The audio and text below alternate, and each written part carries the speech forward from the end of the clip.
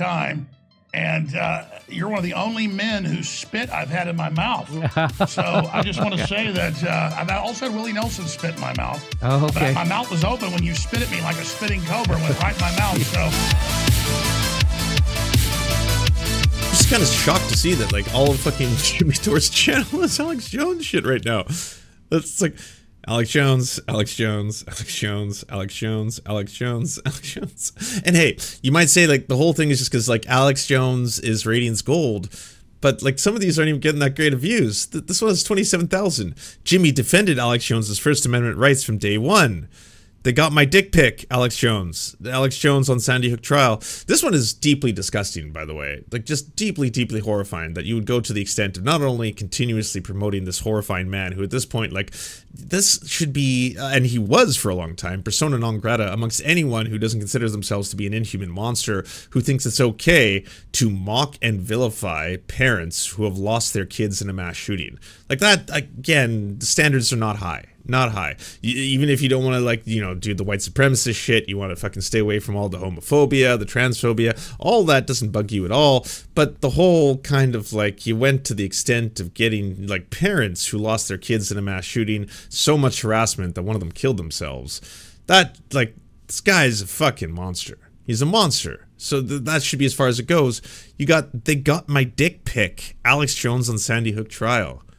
Could Jimmy Dore sink no lower? Apparently not. He had to make another video, and another video, and another video. How the surveillance state began, the Matrix, they tried to take my cat, the spit. I want to hear about the spit. That's the only thing that I really care. Let's hear about the spitting. It was fun. Sexy. Host of the Alex Jones Show, which appears on both syndicated and internet radio. He is also the founder of InfoWars, the multimedia enterprise. He has been banned by many prominent social media outlets. The multimedia enterprise? Like, Jesus Christ, Jimmy. Damn. You know when there was that poster where it was like the Krasensteins, Destiny, Alex Jones, Glenn Greenwald debating on actually Alex Jones's team? Like, for Glenn and Alex, like how did everyone just collectively fucking embarrass themselves just by their very collective appearance, you know, for different reasons? For a range of alleged violations, although his Twitter account was recently replay the spit video? Okay, we should see it. Just for okay. Jimmy Dore spits in Alex Jones' mouth. Now, oh, you fucking coward! I think you should have come tonight. Get the fuck off the stage! Get the fuck off the stage! You want fucking attention! Get off the stage, you fat fuck! I want attention! Yeah, you do! You just want attention! Get the fuck off the stage! The Saudi Arabians are funny enough, you know, Shut the fuck up, bitch! First of all, this is bullshit! Hold on. We're against Saudi Arabia, you dumbass! We talk about that all the time! Man, I forgot what an absolute circus this whole thing was. We're against Saudi Arabia, you dumbass! Oh, really? We talk about that all the time! You don't know shit! What do you think, the lizard people are in charge? Is that what you think? I don't get why you take him so seriously. Like he's trying to provoke you. Yeah, a provocateur, if you will. Yeah. what was it that broke Jank and the whole TYT? Was it the whole like Bill Clinton is a rapist T-shirt or something like that? Now you're pissed. Is that what you think? You're the anti-liberal and you're pissed. Bullshit. We're being nice here. You just want attention! I care about the American people. Good. You're the one flipping out. Anybody hurt? I ain't not. I'm not going. Everybody get the fuck off my stage! Get the fuck off my stage! I have to speak my face. What? Whoa, that happened so fast. Almost missed it. You just spit in my face. Okay, well, instant replay. There you go, frame by frame. Here we are, and the release.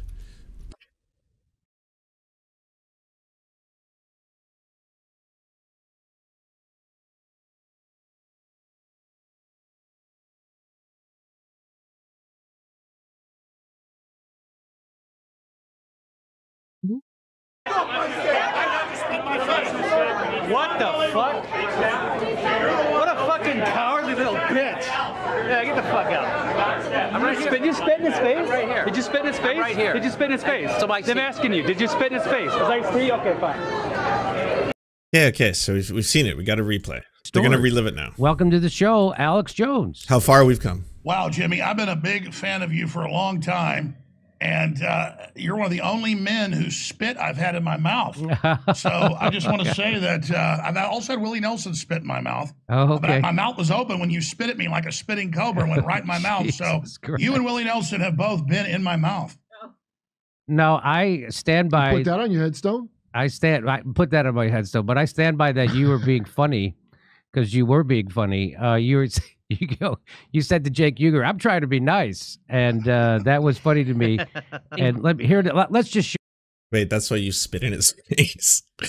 I gotta be honest, Jimmy. I find a lot of people funny, and when I do, I don't think like, wow, I should really walk up to your face and spit in you right now, like spit in your mouth. That's hilarious. Good joke. Show it. Here, I'll show it what happened. Here it is. No, Jake, relax. Hold on. We're against Saudi Arabia, you dumbass! We talk about that all the time! We talk about that all the time! You don't know shit! What do you think, the lizard people are in charge? No. Is that what you think? Hey, you're pissed. You're your ass. Is that what you think? You're the anti-liberal and you're pissed. Bullshit! We're being nice here. You know what I care about? I care about the American people. Good. You're the one flipping out. Anybody hurt? I'm being nice. I'm not right. Everybody get the fuck off my stage! Get the fuck off my stage! Hard to see in this one, right? Like now I know what to look for, though. I know when it happens. Okay, so there was the Ice-T incident, and Ice-T. The ironic thing is that I thought this was going to blow up into a huge fist fight, because Jake Ugers was out of his mind, and you had baited him correctly and professionally, and you got exactly. Correctly and I mean, that really goes to show you what a professional Jimmy Dore is. Yes, you should burst into other people's live streams when they're in the middle of their show. We'll see how you love that, Jimmy. And then you should hold up shirts, like inflammatory shirts, and talk about how they're all pedophiles and rapists. I'm sure you would love that in the middle of a live show. Just someone, I mean, hey, everybody, Jimmy Dore is inviting you now to burst into his set. Again, he says this is professional. This is a professional baiting. It's what journalists do. Burst into his set, just to show up and then call them all pedophiles and hold up funny signs and stuff like that and see if you can bait them. That's what journalists do. This is journalism. It's how you get to the breaking stories. Couldn't believe he was handling it that way. He's a brawler. And he likes Jake's a brawler. He likes to say he's a brawler. But it did diffuse almost immediately after that. Like everybody kind of walked away from that. But well, if you watch the full clip, I mean, it was one of the most viral things I ever did, and people thought I snuck on your stage like at your offices. No, it was at the RNC 2016 in Cleveland, and it was a huge parking garage that they'd sealed up with big air conditioners in July. And so we were all milling around. I walked by, said hi to them. I've been on the show a few times. They said, yeah, maybe we'll have you on later. And I came back by and they were on break. So I went up there and gave him a Bill Clinton's a rapist t-shirt, and he just. I did remember that, you see. I tell no lies, Chad. I just have random assortments of facts. Cannot do, like, math and numbers, dates very well to save my life. But when someone's like, so what exactly was on the t-shirt? I was like, yeah, for some reason, I think I can remember that. Just completely blew up when he saw Roger Stone walking by and said, Roger, you're not going to crash my show. And so then I thought it was all a joke. And then he got madder and madder and madder and madder. And then he went on air basically and said, we're here in our studio. And he got into the building and basically acted like I had like a James Bond snuck in. Instead, it was out in the middle with other shows 15 feet away, booths everywhere. You guys had a big stage. So that's the truth of that story. And it was a lot of fun. So no. Jesus Christ. The delay on that was extra creepy. Obviously, you didn't sneak into the building because there was security. And so we knew you were there. I didn't know that somebody had invited you onto that stage. No, I know you had been on the show before. It he had interviewed like you at least a couple of rot. times that I saw. So I didn't know that was going to happen. And let me be clear, because I don't want to be deceptive. You guys had one of the main stages. There was only like 2 or 3 in the whole building. Everybody else had little booths. Right. Hundreds of broadcasters. I walked by and I said, hey, you want me on? They said, yeah, come back later. And so he wasn't like, get on the stage. They're like, yeah, come back later. I was like, sure. I went and did like 30 minutes of more interviews, was walking back by. He's like, we'll be right back. I thought, hey, jumped up to troll him a little with the t-shirt. So it is true that I did jump up on the stage. I wasn't invited, but I knew him. It was during a break. It was in the middle of the crowd. So half of it's true, half of it's not what he said, but I certainly didn't, cat burglar into the studio.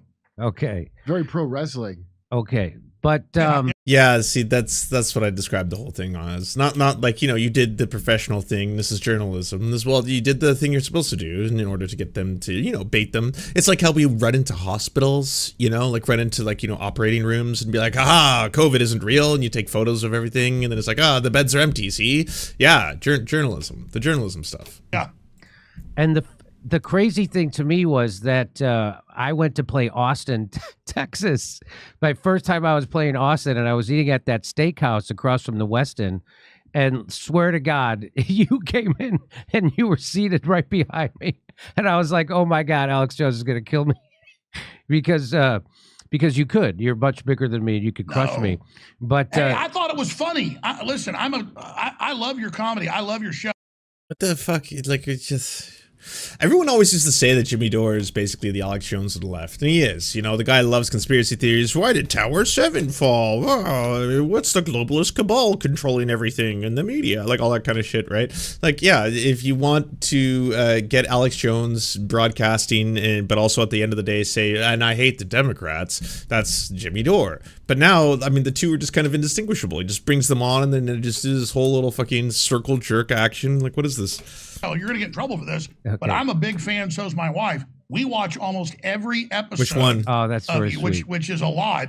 And so, no, I think you're one of the best political brains out there, and you're fair. You're exposing the whole political system. See, like, if I heard that sentence, I would be like, I fucked up. Oh, shit, I fucked up. What? Oh my, you love me. Oh, shit, yeah. Well, no, I sincerely fucked up then, because fuck you.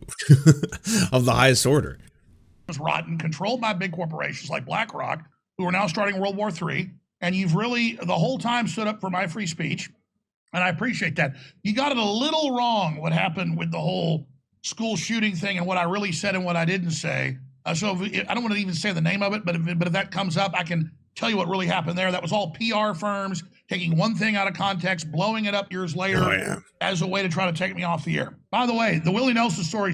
Why not just take the win there? Because, like, no matter whatever nitpick you have for Jimmy Dore, which I'm sure was not too aggressive, I'm pretty sure he was like, well, he may have said some things that were wrong, but who among us doesn't get things wrong if you talk for a living? And that's all there was, and they wanted to crucify him for it, and he admitted he was wrong, and he apologized, right? It's like, no, he intentionally, with malice, and with knowledge that what he was saying was incorrect, so he was intentionally spreading a malicious rumor about, again, parents who had lost their kids in Sandy Hook. Their kids were killed, so he, with malice, was intentionally spreading a lie that they were crisis actors repeatedly, even after he knew the difference, even after he knew that to be false, it was falsifiable. There's evidence of him knowing. That's a really hard thing to prove. To prove that someone willingly is lying with intent and malice, and like, that's fucked up. To the point where they actually got hurt. That's also very, very fucked up, because you can say, well, it wasn't me, it was my fans, or just people who were listening to me. I had nothing to do with me. That's what, well, yeah, but they were calling and threatening and badgering these fucking parents who should have been given that opportunity to grieve. It's true, too. Well, tell me about that. Okay. I used to know Willie really well. I used to go to his house and play chess with him outside Austin. And because he was real anti-war, and he hated George Bush, and he saw my movies about the war, and so he came to one of my movie showings one time. And so for about 2 years, I hung out with him probably 10, 15 times. And a few years, about 10 years ago, I went to dinner with him once, but he's kind of, even then his brain was not 100% what he used to be. But I knew him when he was 74, 75. He even invited me out to Maui and stuff. I never went. But the point was, we got to be decent friends. And I'd go out to his house and hang out at Luck with him, and I'd smoke a lot of pot with him. I'm not a big pot guy, but he smoked pot with Willie. And he has those vaporizer volcanoes back before most people had heard of them. This is like, in like 2007 and 8 and stuff. And we would smoke pot till I couldn't walk and playing chess. And he would just he would suck on it and keep saying, want more, and he would just keep going. I mean, when he says, roll me up and smoke me. But the point was, when Willie Nelson hands you that thing, it's dripping with spit. And I'm like, I'm not going to wipe this off. It's kind of cool. I'm not gay, but I was like, it's Willie Nelson. So it's just funny. I always make that joke to family. I'm really happy you left in the no homo. Great. What was that? 6 minutes of the 7-minute video. The infamous incident. Yeah. So that I had Willie Nelson spit in my mouth. And then I was telling a story just the other day to family and some friends, and I go, wait a minute, Jimmy Dore spit into my mouth. Because if you watch the video, I'm like, oh yeah, and all of a sudden he goes, meh. And I remember I was like, is that iced tea or Coke? I got so much of it in my mouth. Just a funny story. It was actually called Honest Tea. That's the irony there. Come see us do a live stand-up. I hope that's true. I just genuinely hope that's the actual case. You know, I hope that's like what it's actually called. So that way you weren't actually making a pun there. That wasn't like a failed joke.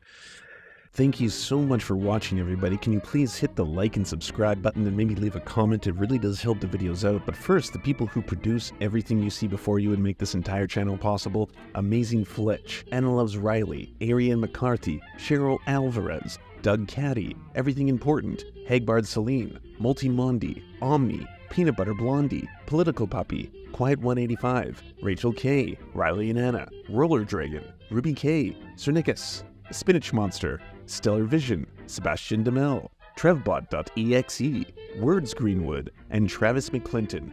And also, thank you to every other person who helps fund this show. Their names are on the screen right now. It would not be possible without every single one of them. We cannot thank you enough. And if you want to join the Patreon, please come to patreon.com/theserfs and help us exist.